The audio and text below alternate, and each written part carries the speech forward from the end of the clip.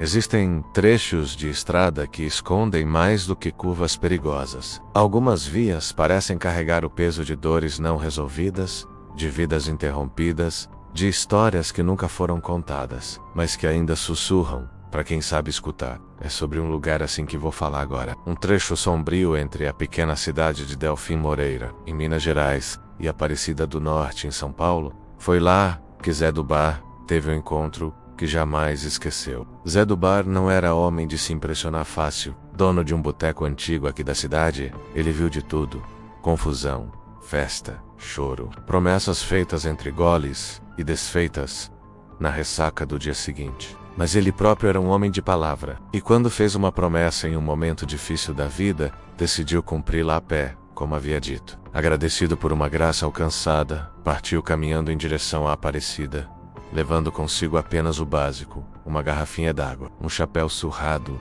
e o fiel companheiro de sempre, um cachorro vira-lata preso à corrente e coleira. A viagem seguia tranquila, até que Zé chegou a um trecho da estrada conhecido por todos da região. Uma baixada comprida, ladeada por fileiras altas de eucaliptos, onde o som do vento se mistura ao silêncio estranho da mata. No acostamento, algumas cruzes de madeira desgastadas pelo tempo lembram que ali vidas foram perdidas. Motoristas evitam buzinar naquele ponto. Outros rezam em voz baixa ao passar. E há os que juram sentir calafrios simplesmente por olhar para o local. Zé conhecia essas histórias. Como todo mineiro de interior, cresceu ouvindo causos de almas penadas e aparições.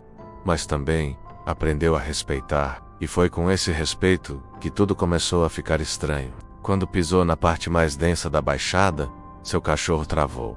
O bicho empacou de um jeito que Zé nunca tinha visto. Tentou puxar, chamou, assobiou e nada. O animal não latia, não rosnava. Ele estava parado, com os olhos fixos nas árvores e o focinho no chão.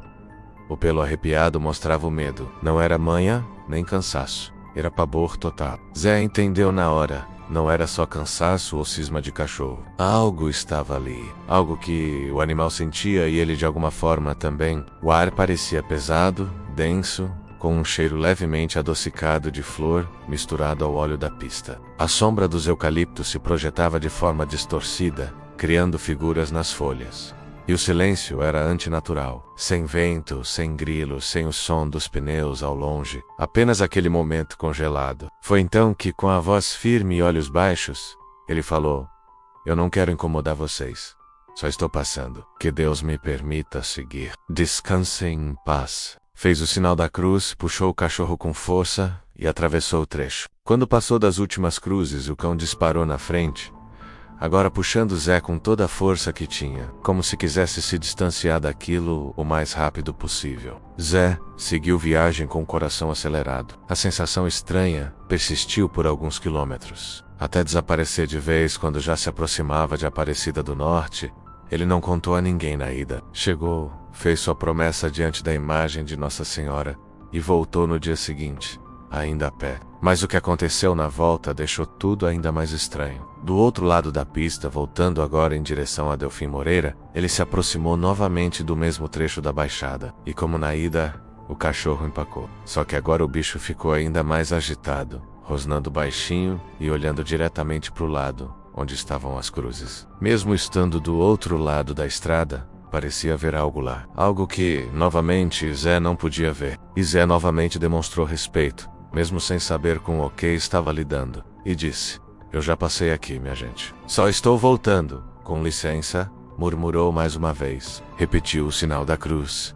Mas dessa vez, não tentou apressar o animal. Esperou alguns segundos, em silêncio. Então, como se tivesse recebido permissão, o cachorro retomou o passo. Passou devagar, com o rabo entre as pernas e os olhos ainda grudados nas sombras da mata. E só depois de vários metros à frente voltou a andar com normalidade. Zé chegou na cidade com os pés destruídos, mas com um alívio no peito.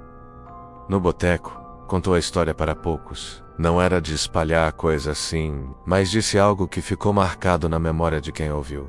Quem não acredita, que pelo menos respeite, porque tem lugar que carrega dor, e dor vira presença. Ele nunca mais passou por aquele trecho a pé, e toda vez que algum conhecido precisava cruzar por ali, dava o mesmo conselho: leva uma oração pronta e não olha para as cruzes por muito tempo. Zé do Bar faleceu há alguns anos, mas sua história ainda ecoa entre as mesas do bar, que hoje pertence ao sobrinho. Quem entra lá e pede uma pinga ou um café forte pode acabar ouvindo essa e outras histórias do tipo. Afinal, aqui no interior de Minas, o silêncio também fala. E às vezes, o que ele diz é melhor não repetir. Se você chegou até aqui, clique em inscrever-se no canal Diário Assombrado e nos dê aquela força. Até o próximo conto.